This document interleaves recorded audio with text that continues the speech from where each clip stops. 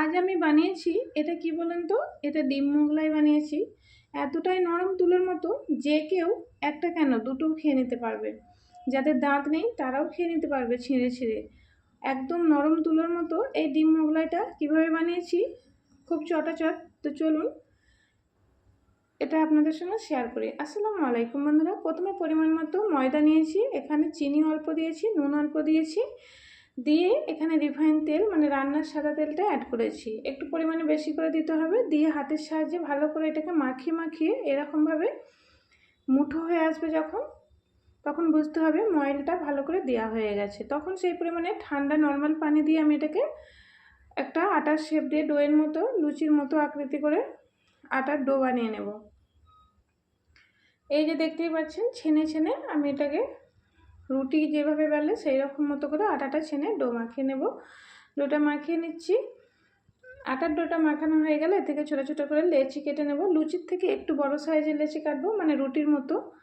তারপর এদিকে আমি দুটো পেঁয়াজ কুচিয়ে নিয়েছি।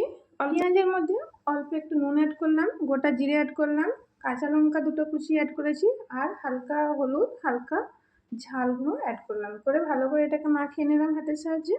এর মধ্যে দুটো ডিম ফাটিয়ে দেবো, দিয়ে এটাকে ভালো করে মাখিয়ে নেব। মাখিয়ে নিয়ে আমি এক সাইডে রেখে দেবো। রেখে দিয়ে ওই যে আটার গুল্লাগুলো করে রেখেছিলাম ময়দা থেকে লেচি কেটে, ওটা দিয়ে আমি রুটির মতো শেপ দিয়ে গোল গোল করে বেলে নেব। আগে প্রত্যেকটা রুটি বেলে নেব। এখানে যদি 10টা রুটি বানাই তাহলে এখানে 5টা মোগলাই বানানো হবে, রেডি করা হবে। আর যদি 8টা রুটি বানানো হয় 4টে হবে, ঠিক আছে? তো এই মোগলাই যদি বাচ্চাদেরকে একটা করে খাওয়ানো যায় তাতেই যথেষ্ট, দুটো আর খাওয়াতে লাগবে না।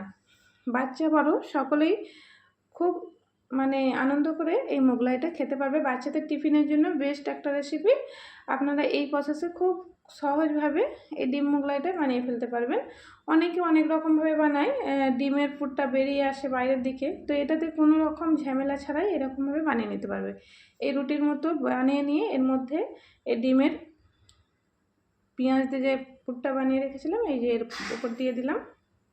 দিয়ে ওপর দিয়ে আর একটা রুটি আমি এর মধ্যে এইরকমভাবে দিয়ে দিলাম। দিয়ে কাঁটা চামচ দিয়ে চারি সাইডটা এভাবে মুড়ে দেব। একটু চেপে চেপে দিলেই বা সেটা মোড়া হয়ে যাবে। আলাদা এক্সট্রাভাবে কোনো রকম এর শেপ দিতে হবে না, বা পরোটার মতো করে চারকোণে করে মুড়তেও হবে না। এতে মোগলাইটা বেশ ভালো হয় আর অনেকটাই একদম নরম তুলোর মতো খেতেও হয়, আর ভাজাটাও খুব সুন্দর হয়, ভিতরের লেয়ারগুলো কাঁচা রয়ে যায় না। এবারে এগুলোকে আমি তেল দিয়ে অল্প অল্প তেল দিয়ে এগুলোকে আমি ভেজে নেব। আপনারা চাইলে এখানে বাটার দিয়েও ভেজে নিতে পারেন, অসুবিধা কিছু নেই। এই যে আমি উল্টে পাল্টে নাড়াচাড়া করে একটু চেপে চেপে ভেজে নেব। দেখতেই পাচ্ছেন আমার একটা হয়ে গেছে। এই প্রসেসে সবগুলো আমি বানিয়ে নেব। অসাধারণ খেতে হয়। আপনারা একবার হলেও বাচ্চাদের টিফিন বা বড়দের চট করে বাসায় কোনো গেস্ট চলে আসলে এই প্রসেসে আপনারা এই ডিম মোগলাইটা বানিয়ে দিতে পারবেন বিনা ডিজাইনের ঝামেলা ছাড়াই। অনেকে চারকোণে বেলে নিয়ে চারকোণের মতো করে একটু ডিজাইন দেয়, ওতে কী হয় ভিতরের লেয়ারগুলো একটু কাঁচা রয়ে যায়।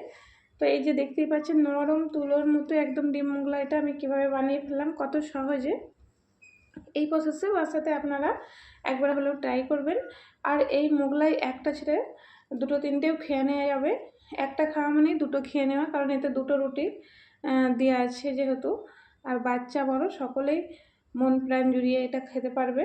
আর বয়স্ক মানুষদের দাঁত ছাড়াই এটা খাওয়া যাবে, কারণ নরম তুলোর মতো দেখতেই পাচ্ছেন এই ডিম মোগলাইটা।